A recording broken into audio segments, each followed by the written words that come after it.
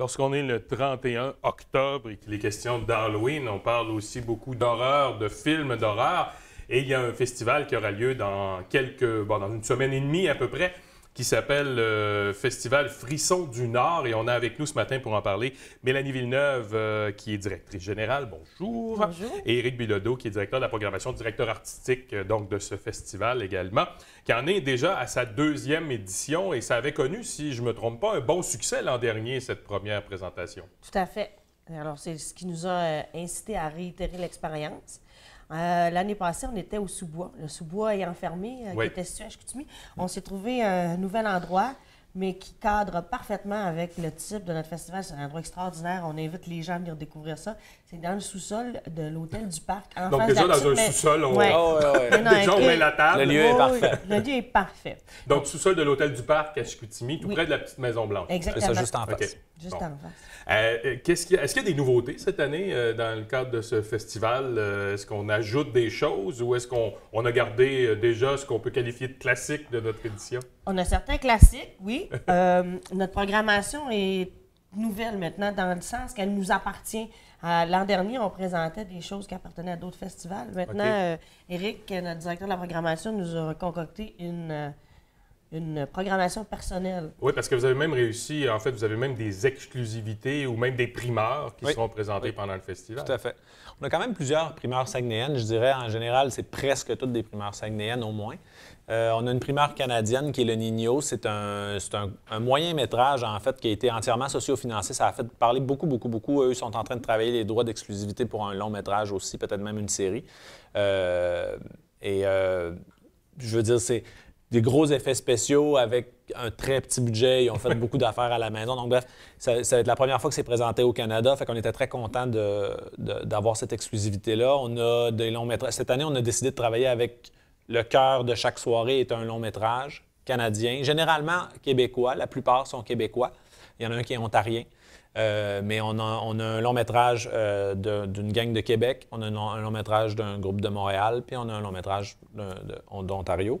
Donc, un par soir, 9, exactement. 10, je vais le dire, là, 9, 10, 11 novembre. Exactement, pas tout à fait. Donc, un chaque soir, en plus des courts-métrages qui sont présentés. Exactement. On a aussi DJ XL5 de Fantasia qui vient jeudi présenter un zapping party qui est vraiment un collage de toutes sortes de choses loufoques, un peu étranges par moments aussi.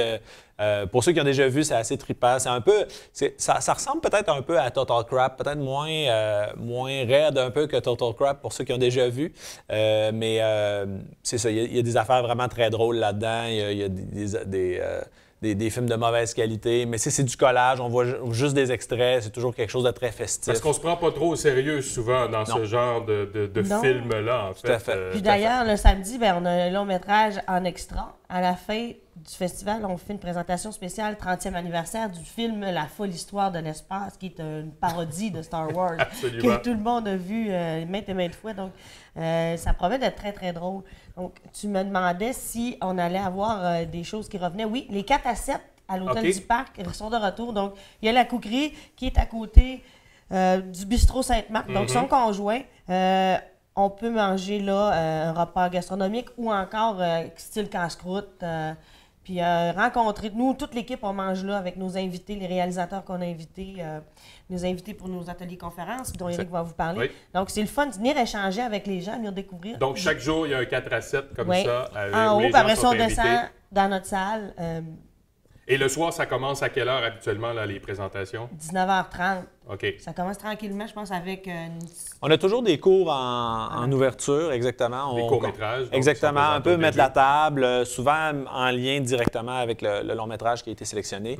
On a encore un peu... on a gardé le lien avec les festivals. Pour nous, c'est quand même assez important.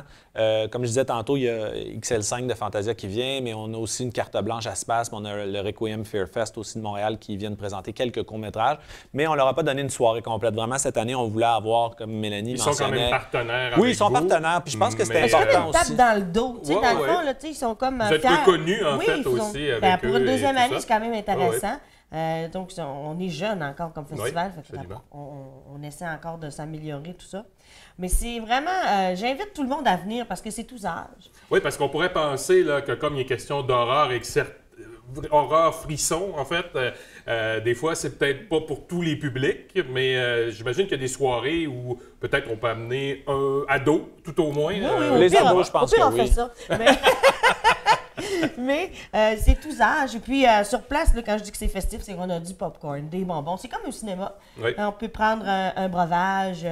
Donc, c'est vraiment plaisant. On a du café, on a tout. On s'est vraiment installé avec un petit punch de plus que dans une salle de cinéma. OK. Et il est question également d'ateliers. Vous avez des spécialistes, en fait, qui viennent vous parler un peu de ce qu'ils font dans la vie, de leur métier, en lien, évidemment, avec le cinéma et souvent le cinéma d'horreur. Qui sera là cette année et comment ça fonctionne, ces ateliers-là? C'était quelque chose qu'on avait déjà discuté quand même. Nous, quand on s'est rencontrés puis on a parlé du festival, ben, c'est un festival de passionnés. Hein? Je veux dire, quand on tombe dans le film de genre, en général, t'es un tripeux ou tu l'es pas. Et il y en a qui ont vu beaucoup de choses. Ah oui, là. exactement. Et on savait que le côté atelier, c'était quelque chose qu'on voulait amener. La première année, au niveau logistique, c'était peut-être un petit peu compliqué. Il fallait qu'on teste aussi si la formule était fonctionnelle, tout ça. Fait qu'on avait un peu mis ça de côté. Mais cette année, on a approché des gens qui avaient déjà un lien avec le festival. Olivier Xavier, qui l'année dernière était notre président d'honneur, dans le fond, qui a travaillé sur Turbo Kid. Comme maquilleur, chef maquilleur. Sur Turbo Kid, il a travaillé sur les Bye Bye. Il en a fait beaucoup. Il a gagné plusieurs Gémeaux.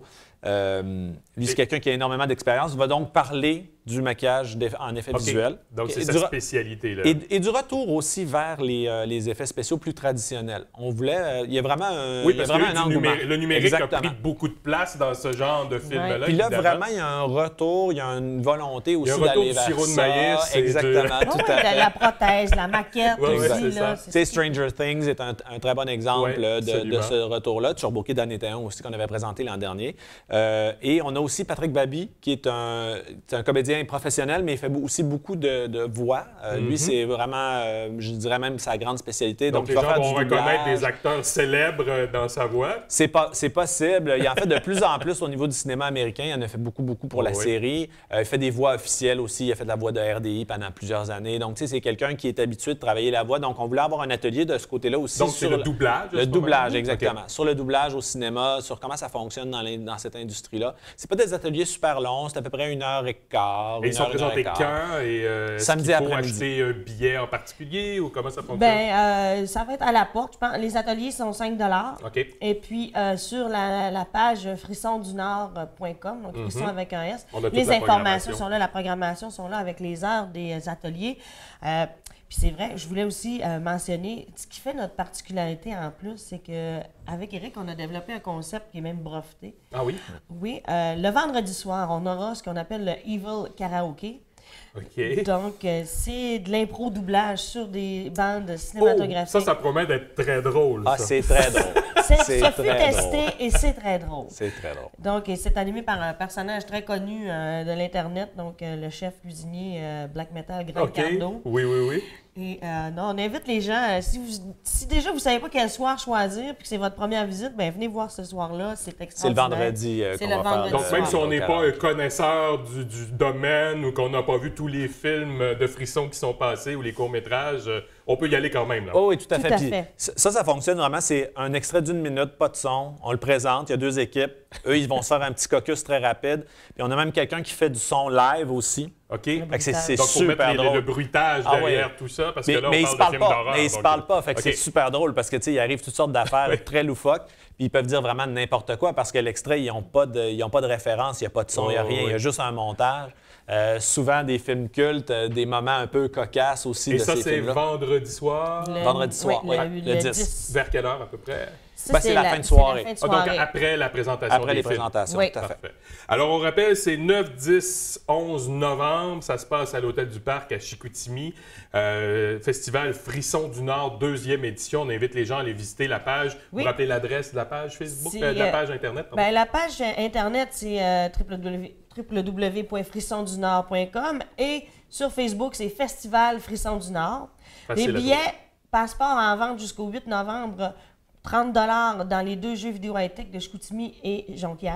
Donc, ça donne accès à tout le Les festival. 3 soirs. soirs. Et sinon, c'est 15 $ à la porte. Parfait. Alors, on invite les gens à vous suivre, à aller voir tout ça et on vous souhaite un bon succès pour cette 2e édition du Festival Frisson du Nord. Merci d'être venu. Merci, Merci. d'avoir reçu. Bonne journée. Au revoir. Bonne journée.